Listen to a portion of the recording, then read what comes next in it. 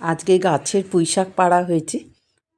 আজকে পুঁই শাকটা করবো না, আজকে আবার পালং শাক এসছে বাজার থেকে, তো পালং শাকটাই করবো। পুঁই শাকটাকে ধুয়ে রেডি করে রাখবো। তো আজকে এই পালং শাকের সাথে মূলো দিয়ে আলু দিয়ে একটা চচ্চড়ি করব, তাই জন্য মূলোগুলোকে একদম সরু সরু করে আমি কেটে নিলাম। মূলো, শিম, বেগুন, আলু সব ছোট ছোট করে একদম সরু সরু করে কেটে নিয়েছি। দেখো এরকম কেটে নিলে সবজিটা বেশ সুন্দর হয়, নরম হয়। আমি এর মধ্যে খানিকটা মূলো শাকও দিয়ে দিয়েছি। এই যে কুচিয়ে নিয়েছি এমন সুন্দর করে যাতে তাড়াতাড়ি নরম হয়ে যায়। খুব ভালো করে কুচিয়ে নিতে হবে। অপর্ণাস ডেলি লাইফ অ্যান্ড ট্রাভেলসের একটি নতুন ব্লগে আপনাদের জানাই প্রীতি ও শুভেচ্ছা। আজ আমি যেটা রেসিপিটা তৈরি করব সেটা হচ্ছে মূলো পালংয়ের চচ্চড়ি। তো ওই মূলো পালং শাকের মধ্যে আমি একটু আলু কেটে নিয়েছিলাম, আলু, পাঁচফোড়ন আর শুকনো লঙ্কা ফোড়ন দিয়ে আলুটাকে কড়াতে দিয়ে দিলাম তেলের মধ্যে, আর মূলো আর শিম একসাথে দিয়ে একটু নাড়াচাড়া করে হালকা ভাজা ভাজা মতো করে নেব।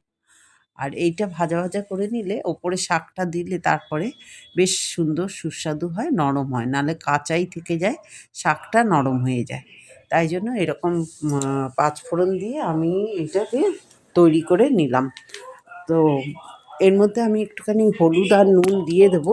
হলুদ নুন দিয়ে আমি সবজিটাকে তৈরি করব, শাকটাকে। তো এই চচ্চড়িটা খুবই টেস্টি খেতে হয়। শীতের সময় আসলে সবজিগুলো দেখতে এত সুন্দর লাগে যেন কোনটা দিয়ে কী তৈরি করব। দেখো কি সুন্দর আমার বেশ সবজিটা করা হয়ে গেছে, নরম হয়ে এসছে। এবার আমি এর মধ্যে শাকটা দিয়ে দিলাম। এই শাকটা দিয়ে আমি চাপা দিয়ে রেখে দেবো। আর মূলো পালং এর চচ্চড়ি তোমরা কারা কারা খেয়েছো বন্ধুরা, তোমরা কমেন্টস করে জানিও। আর আমার ভিডিওটা যদি ভালো লেগে থাকে তোমরা লাইক করো, কমেন্ট করো, শেয়ার করো। দেখো আমার সবজিটা এরকম নাড়াচাড়া করে আমি একটা ঢাকনা দিয়ে ঢাকা দিয়ে রেখে দেবো কিছুক্ষণের জন্য।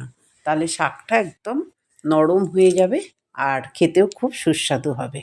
দেখো আমার সবজিটা কি সুন্দর নরম হয়ে গেছে, একদম রেডি হয়ে গেছে। কতটা শাক দেখো কতটুকু হয়ে গেল, একদম পুরোই শাকটা তৈরি হয়ে গেছে। এর মধ্যে একটু মিষ্টি দিয়ে দেবো, চাইলে তোমরা মিষ্টি নাও দিতে পারো। আমি শুকনো লঙ্কার সাথে একটু কাঁচা লঙ্কাও দিয়ে দিয়েছিলাম। আর এই মূলো শাক আর পালং শাকের একটা কম্বাইন্ড চচ্চড়ি খুব সুন্দর গরম ভাতের সাথে খেতে খুব ভালো লাগে। তোমাদের যদি ভালো লাগে তো বারে বারেই বলছি, তোমরা কে কেমন এরকম মূলো শাক খেয়েছো, মূলো শাক আর পালং শাক একসাথে দিয়ে, তা আমাকে কমেন্টস করে জানিও। আর দেখো আমার চচ্চড়িটা পুরোই রেডি হয়ে গেল। আজ এই পর্যন্ত, দেখা হবে নতুন কিছু নিয়ে। তোমরা সঙ্গে থেকো আর ভালো থেকো।